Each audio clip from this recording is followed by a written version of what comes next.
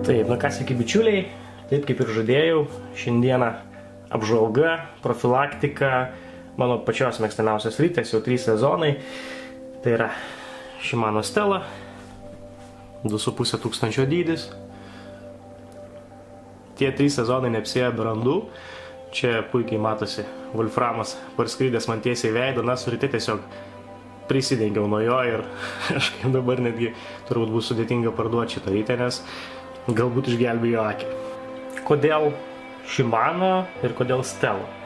Na, Shimano pasirinkau turbūt dėl vienintelės priežasties, tai yra tokia, kaip sakyti, pagrindinė priežastis, kad tai vis dar yra pilnai metalinė rytė.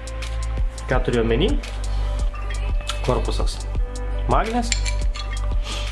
Beje, paėmus tą patį korpusą į rankas, labai sunku patikėti, kad tai yra metalas vis dėlto, nes, na, paprastai kalbant, jį tiesiog be galo lengva.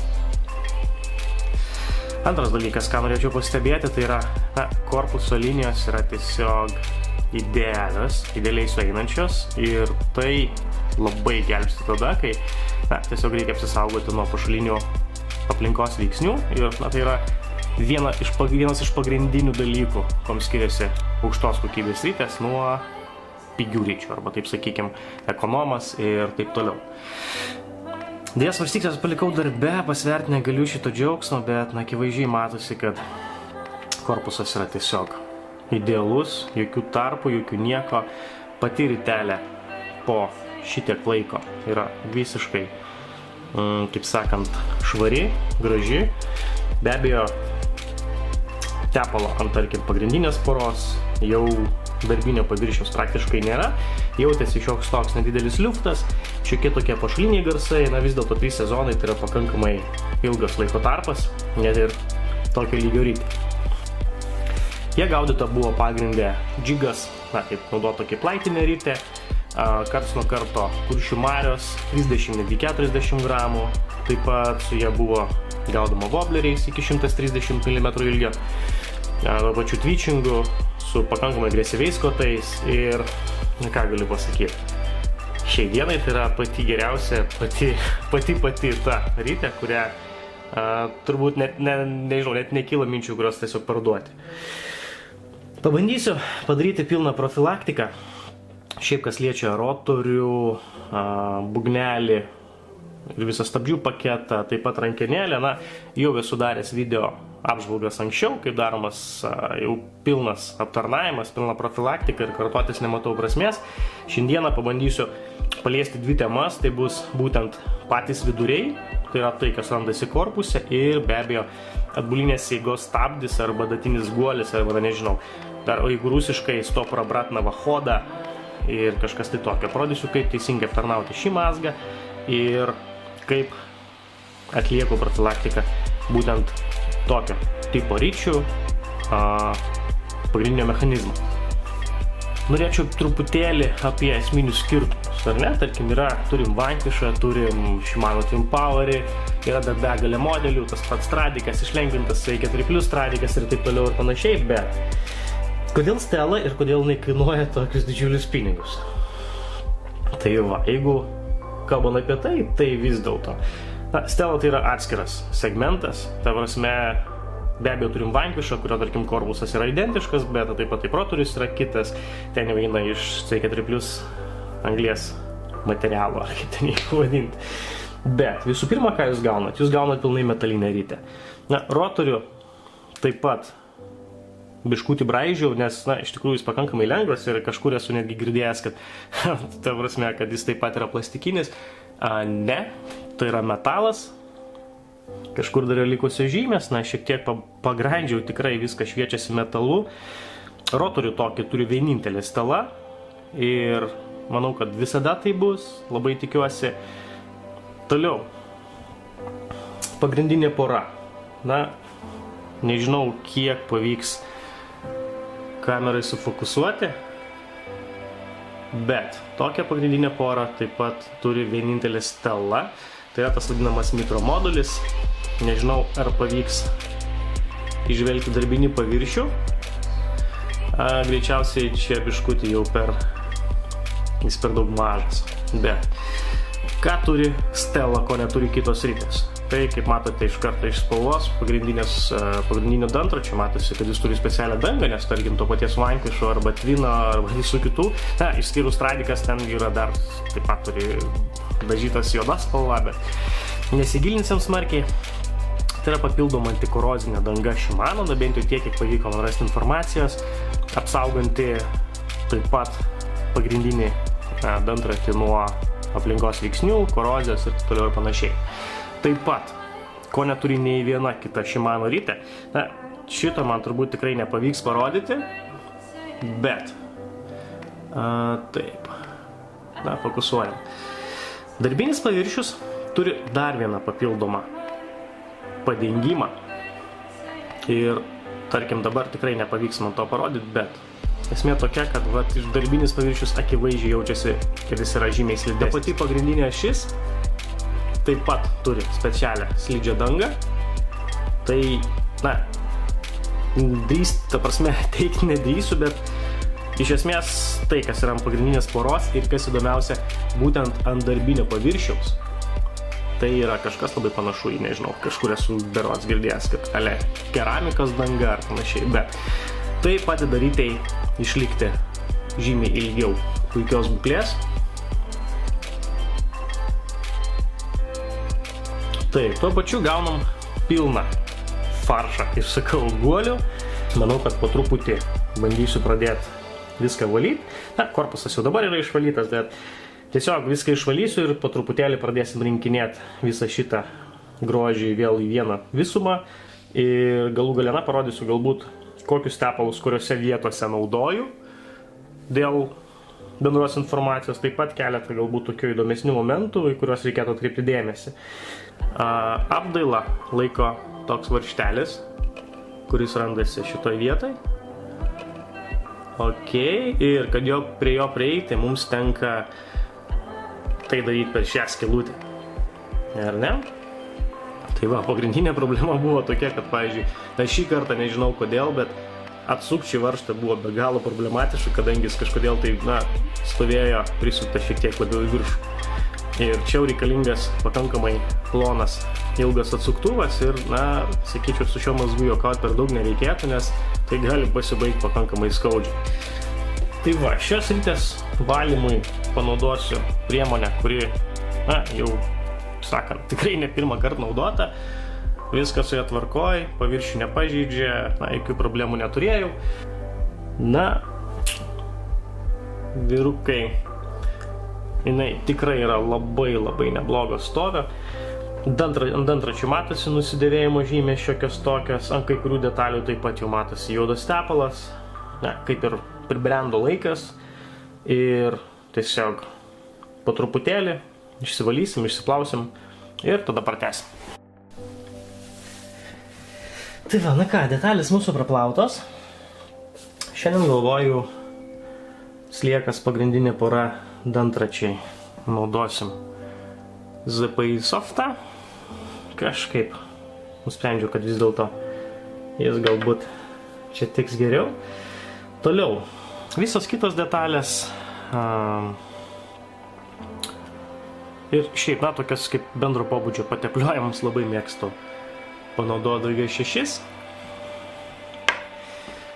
O pagrindinė ašis, nukreipiančiosios ir kas čia dar.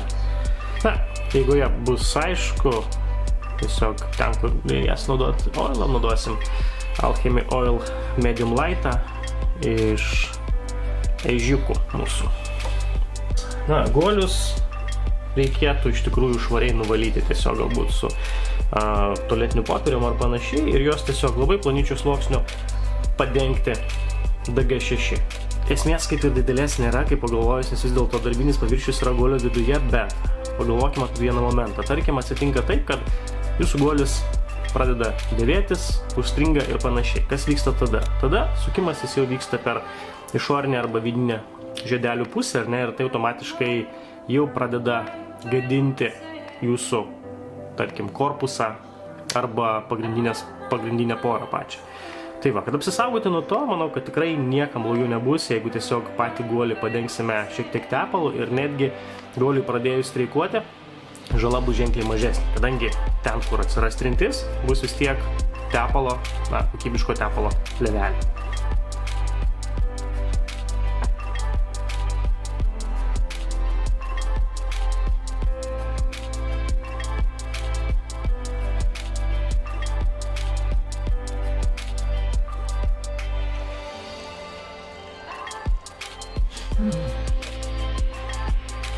Tai va, dar vienas momentas, ką tikrai norėčiau įspėti bičiuliai, kad niekada be proto neužverškit varžtų.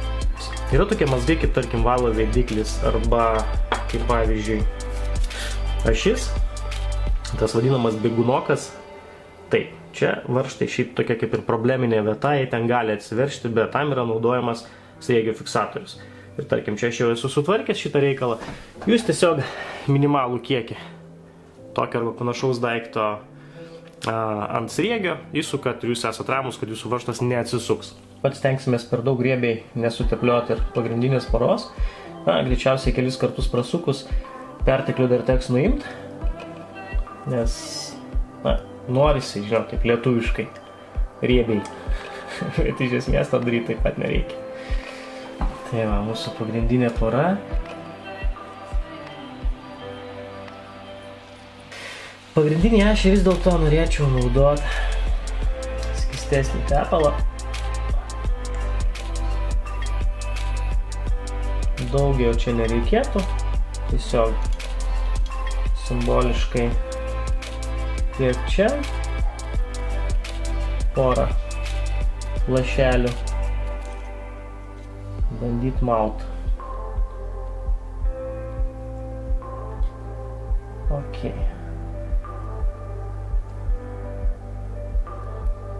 Liktai tvarkelė toliau. Nukreipiančiosios. Su nukreipiančiosiomis taip pat padarysim tiesiog keli lašeliai iš vienos kitos pusės. Šitas vieteles, kur eina guma vis dėlto su DG6. Ir galų gale šitą patį elementuką taip pat reikėtų šiek tiek patepliuot ir bandom pataikyti nukreipiančiąją į jos vietą.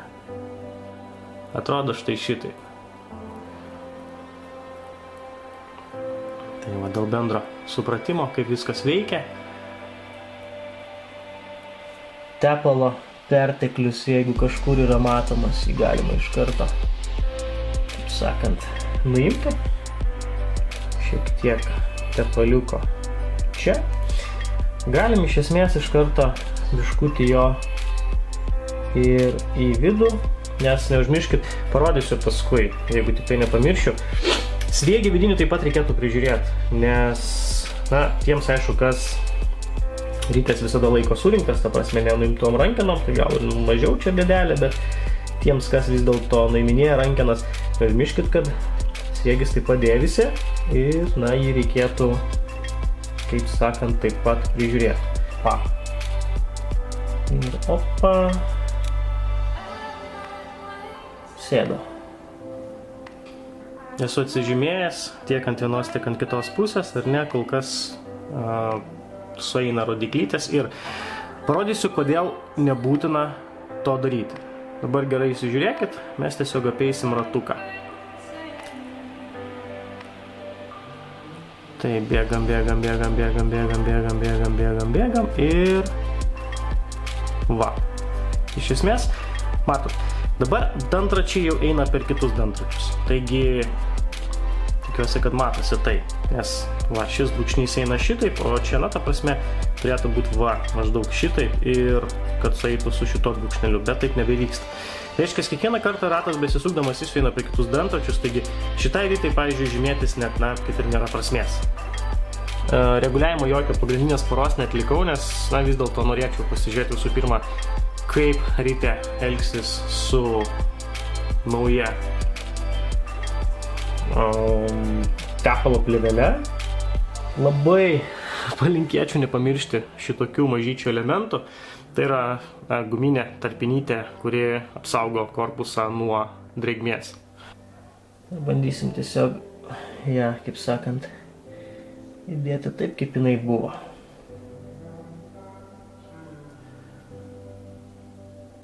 Šitą trampliniuką, sakyčiau, kad patį darbinį paviršius galima tiesiog pateplioti su DG1.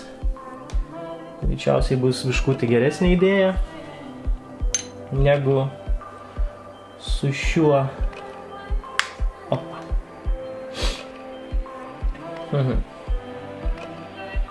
Na ką, iš pirmos pažiūros lyg ir atrodo, kad viskas pavyko.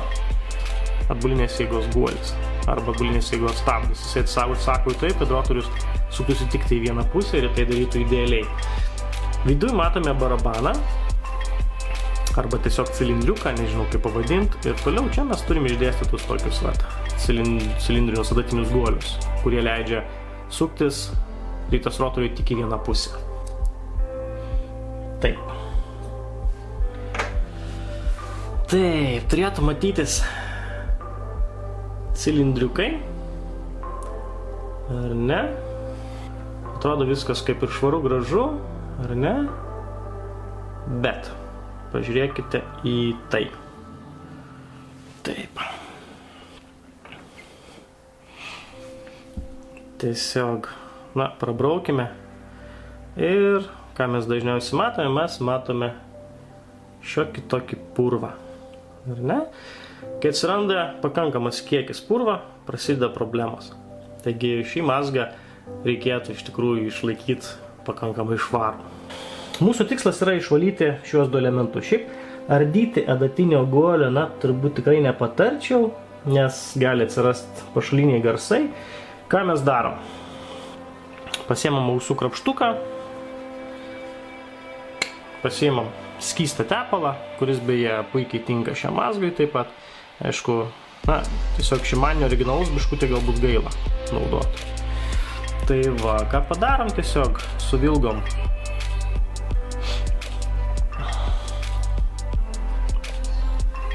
ausų krapštuką ir tiesiog gražiai prasukam per adatinį guolį. Tuoj turėtų pasimatyti rezultatas valymo. Tai va. Akivaizdžiai taip pat yra nešvarumų jame, taigi turėtumėm pakartoti procedūrą tol, kol jis liks visiškai švarus. Taip, tą pat mums reikėtų padaryti ir su šiuo elementu, ir reikėtų visiškai švariai išvalyti, kad neliktų jokių purvo žymių. Šį mazgą be abejo mums reikia ir sutepti. Naudoti tam geriausiai Shimano Bantam ar Bantam Oil. Tiesiog ant tų pačių cilindriukų keletą lašelių.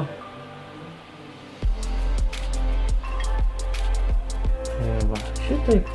Na ir ant pačio barabano taip pat lašiuką. Tai va, dabar kaip matot, barabanas leidžia rotoriui suktis tik į vieną pusę. Ir tarkim, jeigu yra papuolę purvo ar panašiai, atsitinka taip, kad rotorius prasisuka ir antrą pusę, kas yra be abejo labai negerai.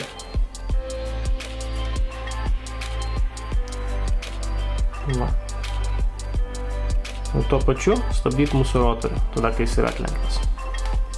Dingo visi tie garsai.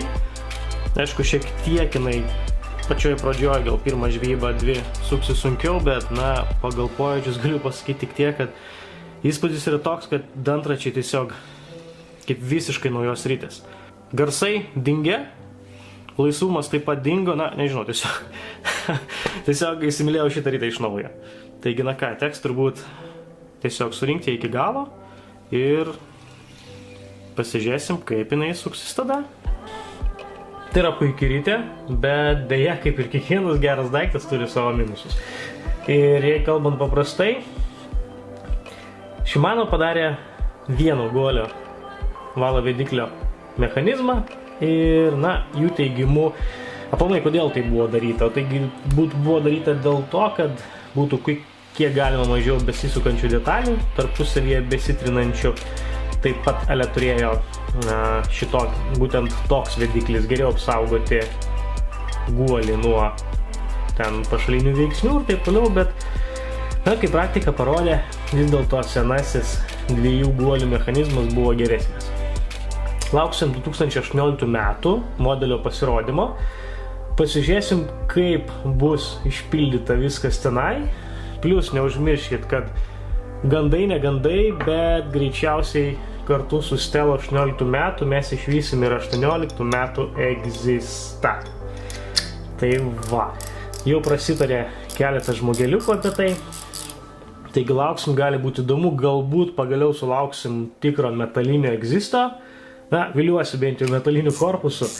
Jeigu kalbėt trumpai apie naująją 2018 metų Stelą, tai ką mes gausim, ogi gausim pakankamai įdomią naują rytę, laukiu nesulaukiu.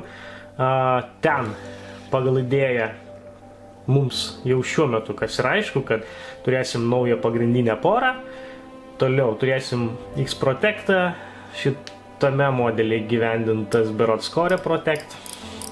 Tai kaip taip vadinasi, po to dar yra vienas gandas, kad naujoji Stela turės kitokį patį korpusą, kaip tai vadinasi, bet monolitas. Kažkas tai tokio, kad pilnai gali būti, kad jisai, ardysis jau visiškai kitaip. Kad tai bus monolitinis korpusas, greičiausiai galbūt netgi dantračiai statysis iš kažkur kitur.